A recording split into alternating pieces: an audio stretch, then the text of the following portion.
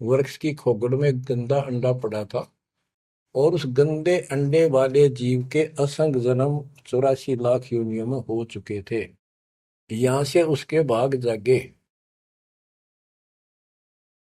और तो पक्षी बन के उड़ गए। वो पक्षी बन नहीं पाया और बाद में उड़ा जब उसने सारी कथा उसके ऊपर असर कर गई। जैसे बच्चों बहुत बार बताते हैं, दास आपको बताता है कि ये अमर कथा जो गरीबदास जी की वाणी है, यह शिव जी वाली अमर कथा से कई हजार लाख गुना ज्यादा शक्तिशाली है, ज्यादा प्रभावी है।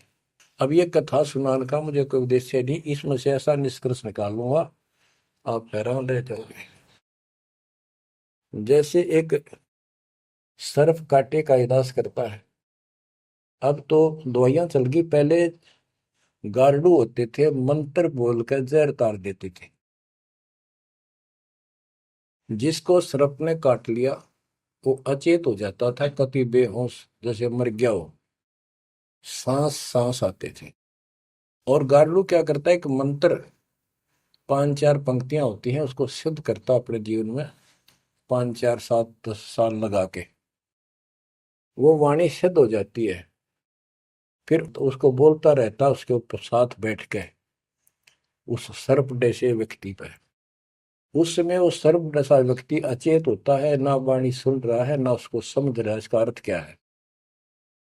तो कुछ समय के बाद वो उस वाणी के प्रभाव से उस शरीर का विष खत्म हो जाता है और वो व्यक्ति जीवित हो जाता, सचेत हो जाता है। इसी प्रकार बच्चों, परमात्मा की अमर कथा जितना जिस जो सक्षम है उसके मुख से जिस सुनी जाती है, तो उस सत्र का उसको लाभ अवश्य मिलता है। तो ये गंदा अंडा था, इसके साथ जीव चिपका हुआ था। ये गंदा अंडा ना सुन सका था, ना बोल सका था, ना वो कह क्या रहा है शिव जी वो समझ सका था।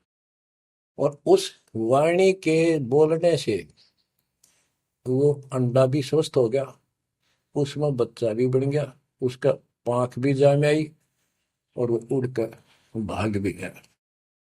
इसी प्रकार जो आज मानव के ऊपर रहम हुआ है, गरीबदास महाराज जी की अमरवाणी इससे भी ज्यादा स्ट्रोंग है।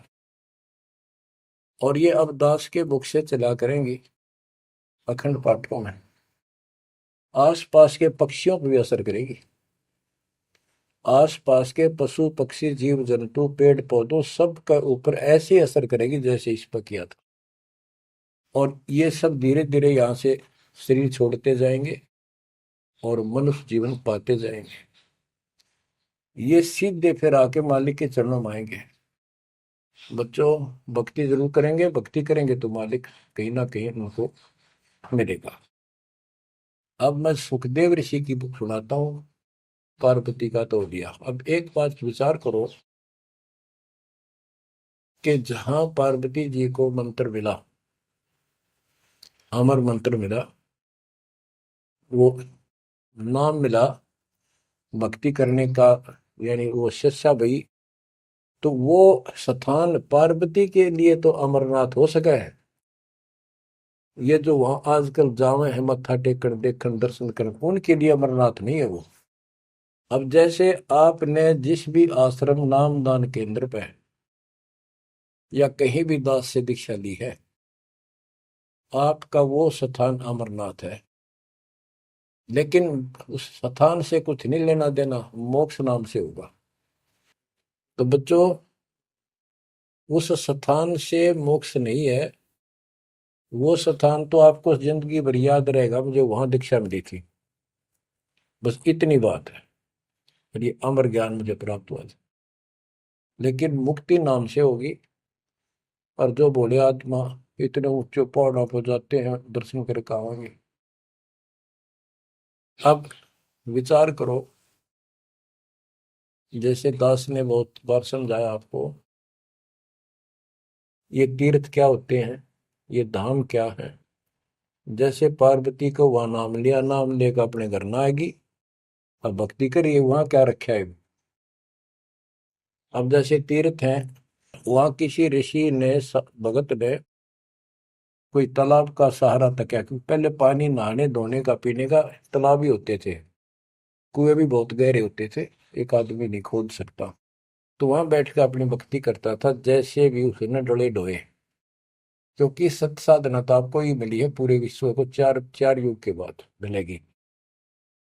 तो वो जैसे भी तप किया, कुछ किया उसने, जैसा भक्ति की, उस आधार से वो उस लोक में चला गया।